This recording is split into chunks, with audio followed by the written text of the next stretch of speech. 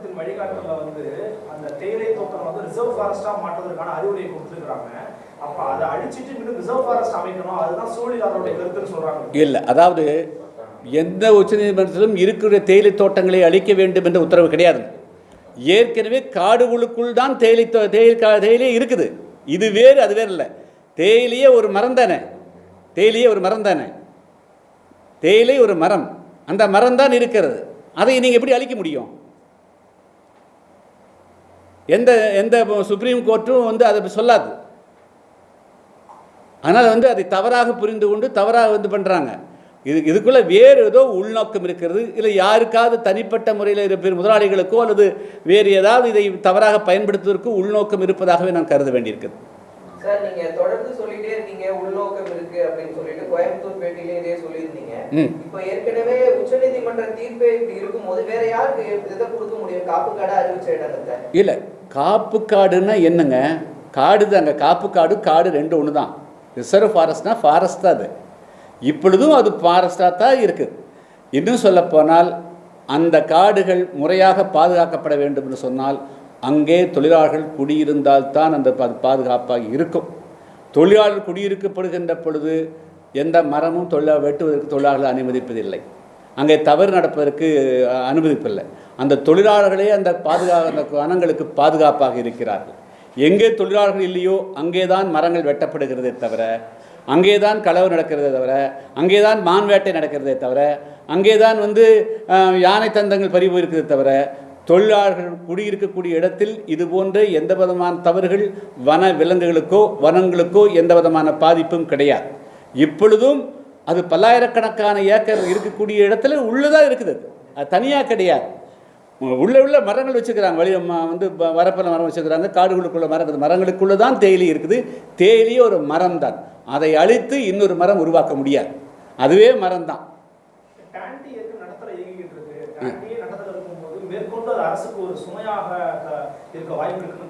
Okay, அதனால தான் என்ன சொல்கிறேன்னா, இந்த கூடலூர் ஊட்டி பகுதியிலையும் குன்னூர் பகுதியில் தேயிலை தோட்டங்கள் சிறு சிறு இதாக பிரித்து 5 ஏக்கர் 10 ஏக்கர் பிரித்து கொடுத்துக்கிறாங்க.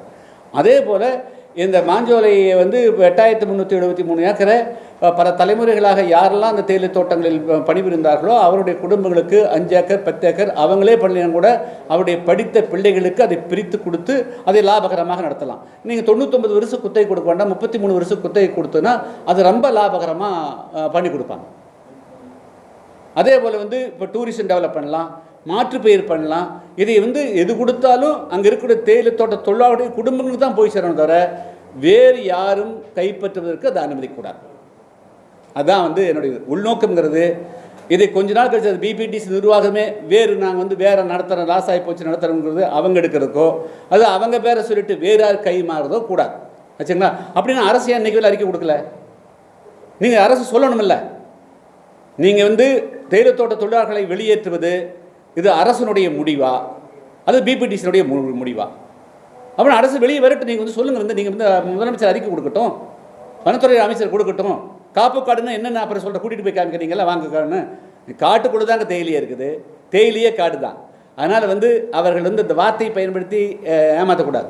என்னுடைய இந்த உள்நோக்கம் என்று சொல்லுவது மீண்டும் பிபிடிசி நிர்வாகமே வேறு இவர்களை வெளியேற்றி விட்டு அதை ஒரு சுற்றுலாத்தலமாகவோ அல்லது வேறு ஒன்றோ மாற்றுவதற்கு அல்லது வேறு யாராக்கு கை மாற்றுவதற்கு அல்லது அவர்களுக்கு வேண்டியவர்களுக்கு கொடுப்பதற்கு இப்படி ஏதாவது இருக்குமோ என்ற சந்தேகம்தான் எழுகிறதே தவிர, இல்லை என்று சொன்னால் குடியிருந்த வீட்டை எப்படி நீங்கள் உடைப்பீங்க?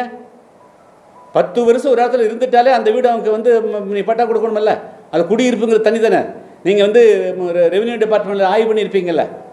ஆனால் ஒரு குடியிருந்த வீடு ஏறக்குறைய 6 தலைமுறை இருந்த தொழிலாளர்களை எப்படி நீங்கள் வெளியேற்றுவீங்க?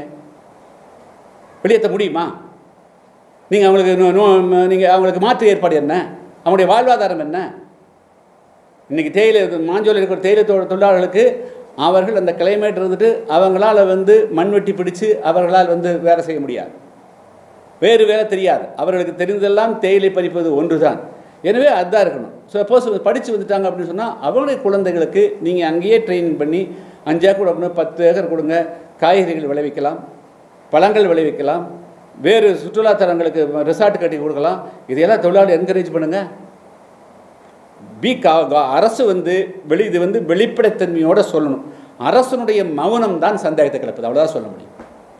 அரசு நீங்கள் வந்து பிபிடிசி நிர்வாகத்தை தூண்டிவிட்டு அல்லது பிபிடிசி நிர்வாகம் செய்வதற்கு துணையாக இருப்பது எங்களை வந்து இந்த கேள்வி கேட்க வைக்கிறத தவிர சாதாரணமாக இல்லை. அரசு சொன்னால் அதுக்கு தகுந்த அடுத்து விளக்கம் வரும். ஆனால் அரசனுடைய மௌனம் அவர்கள் செய்யக்கூடிய எல்லா விதமான அடாடுகளுக்கும் தொழிலாளத்துறை பேசாமல் இருக்குது. காவல்துறையை வச்சு நீங்கள் வந்து யார் போனாலும் தடுக்கிறீங்க. இதெல்லாம் என்ன பொருள்? எதுக்காக நீங்கள் தடுக்கிறீங்க? என்ன பாருங்க எப்படிங்க குளிக்கு போகிறவங்க நீங்கள் தடுங்க.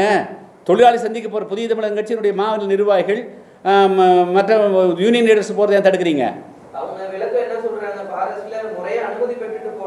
இல்லைங்க, ஃபாரஸ்ட் நான் இங்கே பாருங்க, நான் இது நாள் வரையிலும் என்ன நடைமுறை, அங்கே போனால் செக் போஸ்ட்டில் நம்பர் மட்டும் எழுதி தான் விடுவாங்க. ஆச்சுங்களா? நான் 100 முறை அங்கே போயிருக்கிறேன். இப்போ வந்து ஃபாரஸ்ட் டிடி கிட்ட பேசினோன்னு வந்து எஸ்பி கிட்ட பேசுகிறாங்க.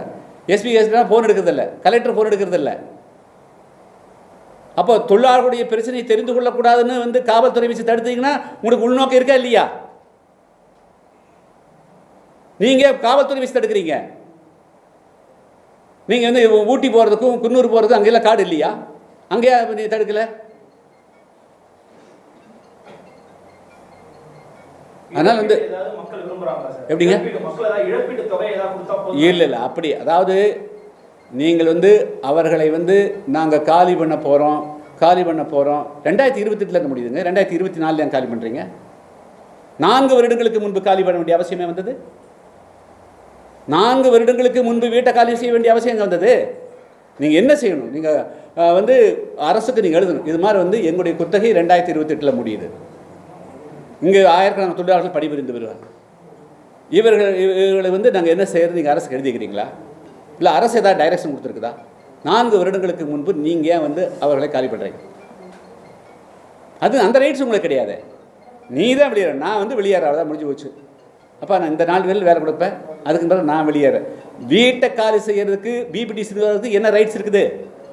அது யாருடைய லேண்டு? இந்த நாட்டினுடைய இந்த மக்களுடைய சொத்து. இது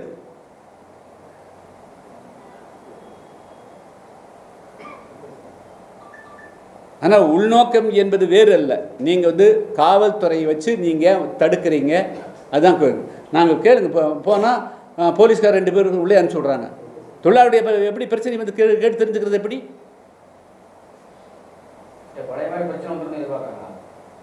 பழைய மாதிரி பிரச்சனை வந்துடும்னு எப்படி? பழைய மாதிரி என்ன பிரச்சனை வந்தது? இது நடக்கிறது மலையிலே இல்லை.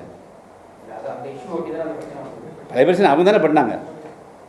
அந்த மாதிரி பிரச்சனை வராமல் தடுக்க வேண்டியது அவங்களுடைய பொறுப்பு தான் இருக்குது. நீங்கள் பிரச்சனையை தெரிந்து கொள்ளவும் நீங்கள் அனுமதிக்கிறது இல்லை, பிரச்சனைக்கு தீர்வு காண மாட்டீங்க. அப்போ நான் கேட்குற கேள்வி சரியாக இருக்குதா இல்லையா? நான் அந்த இடத்துக்கு போய் அந்த தொழிலாளர்களுடைய பிரச்சனை என்னென்னு தெரிஞ்சுக்கணுமா இல்லையா? தெரிஞ்சுக்கணுமா இல்லையா சொல்லுங்கள். இல்லைங்க, நான் பிரச்சனை தெரியாமல் எப்படிங்க sir how you can submit to the court? தேயிலத்தோட்ட தொழிலாளருடைய இன்றைய நிலவரம் என்ன, அவன் நோட்டீஸ் என்ன கொடுத்தா, இவங்களுடைய பிரச்சனை என்னன்னு தெரியாமல் நான் எப்படி வந்து கோர்ட்டுக்கு போகிறது? கோர்ட்டு ஆதாரம் இல்லாமல் போய் கோர்ட்டு ஏற்றுக்குமா? என்னுடைய கேள்வி, காவல்துறையை வச்சு நீ ஏன் தடுக்கிற? வனத்துறையை வச்சு நீ ஏன் தடுக்க? வனத்துறை உள்ளே போகிறதுக்கு வந்து நீங்கள் அவங்க குடியிருப்பு தான் நாங்கள் போகிறோம், வேறு எங்கே போகிறோம்? நீங்கள் வேணால் போகிற போது வந்து அது வெஹிக்கிள் செக்அப் பண்ணிக்கலாம், வர்ற போது வந்து வேறு ஏதாவது வந்து பொருள் போயிட்டு எடுத்து வராங்கன்னு செக்அப் பண்ணலாம். அதுதான் உங்களுக்கு ரைட்ஸ்.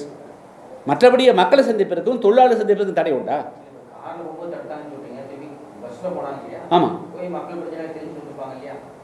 நான் கேட்குற கேள்வி ஏன் தடுத்தீங்க தான் கேள்வி. இல்லை, ஏன் தடுக்கிறீங்க? ஏன் இந்த தடை? வனத்துறை தான் பண்ணணும், நீங்கள் ஏன் காவல்துறையிட்ட ஒப்படைக்கிறீங்க? அப்போ நீங்கள் சட்டம் ஒன்றுக்கு கிரியேட் பண்ணுறீங்களா? நீங்கள் மீண்டும் போராட தோடுறீங்களா? பாதகம் செய்பவரை கண்டால் நாம் பயங்கொள்ளலாகாது பாப்பா, மோதி மிதித்து விடு பாப்பா, அவர் முகத்தில் உமிழ்ந்து விடு பாப்பா. அண்மை செய்திகளை உடனுக்குடன் தெரிந்து கொள்ள இணைந்திருங்கள் இயம்நாடு தொலைக்காட்சியுடன்.